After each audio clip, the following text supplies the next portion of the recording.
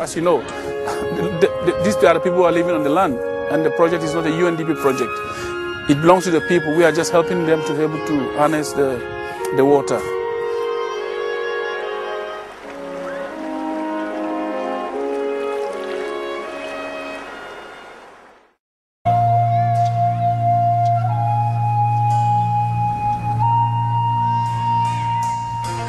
For many years, this land was abundant with trees, shrubs and grass, able to sustain the lives and livelihoods of Somaliland's largely pastoral and agro-pastoral population. These communities, with their rich indigenous knowledge of the environment, for a long time maintained a traditional movement and settlement patterns. This practice, in turn, helped to sustain the productivity of their livelihood assets. Years of rapid human and livestock population growth, coupled with the heritage of war and civil conflict, have led to severe changes in the way local communities engage with their environment. Engineer Ahmed Hurry, a local development expert, explains how the balance between consumption and conservation has been disturbed in Somali rangelands. Such huge loss of tree cover renders the environment defenseless against heavy rains and strong winds, which lead to the loss of mineral-rich topsoil. As a result, there is an increased vulnerability of the land to sustain the productivity of affected communities.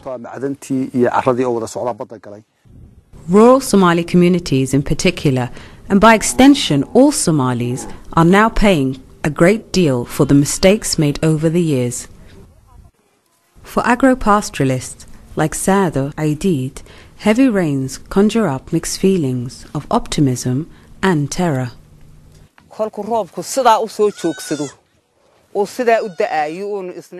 When banks of heavy rain clouds gather over our heads, in a sense we are very happy. But it's the huge gully near my house that concerns us the most. We just don't know how much bigger it will get after it rains. A visit from a community extension worker of the UNDP's Somali program makes Mohammed very happy, as he finally has the chance to explain his grievances. Mohammed makes this weekly visit to inspect for new damage for which he believes he has no other capacity but to inspect. This is the top of the watershed, where all of the runoff surface water starts, the water that completely swept the bridge in Hargeisa away. Addressing the problem here is very important if such disasters are to be avoided in the future. Up here, though, this would benefit us in conserving the remaining land. As you can see, this land was flat from this end to that end. This land has been washed away right into the Red Sea over the years. Addressing this problem now is almost next to impossible.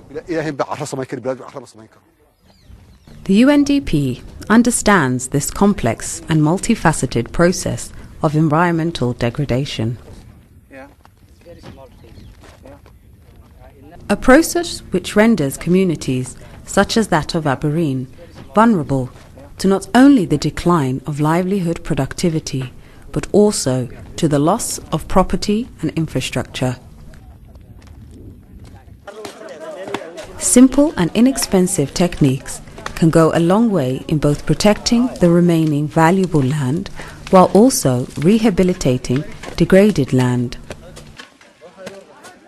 But with low awareness, communities helplessly watch as much of their precious land deteriorates. The Hargeisa Flood Control and Watershed Management has as its main objective the protection of the city of Hargeisa from the flooding that takes place from time to time. And the reason why we did it was following the 2005 flooding. A lot of infrastructure was destroyed in Hargeisa. So a study was taken to see how we can reduce the flooding. So that was the main objective of this project. to harness the water upstream so that we reduce the flow of the water into Hargeisa town.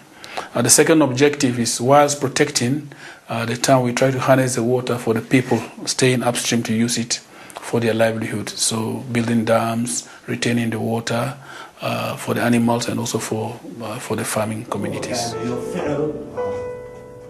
This is Allah Magan Abdi, a local anthropologist hired by the UNDP and sent to the field to mobilize and train members of the target communities. This is an important step in helping the communities to understand their role in the environment's deterioration, as well as its impact on their lives and livelihoods.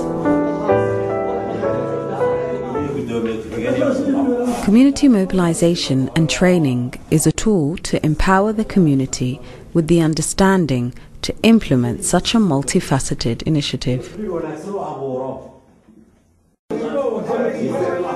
The training helps beneficiary communities to realize their real potential in the rehabilitation and conservation of their environment. Involving the entire community is essential to ensuring that the project works. The community is in the final phase of constructing stone terraces and contour bonds, an important stage of the initiative.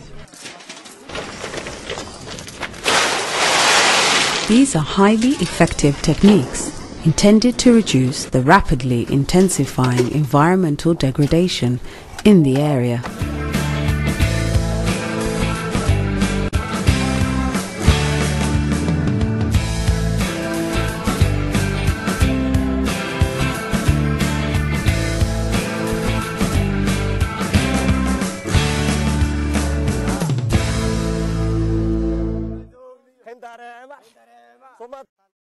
The initiatives undertaken are critical to bringing communities a step closer to more sustainable lives and livelihoods.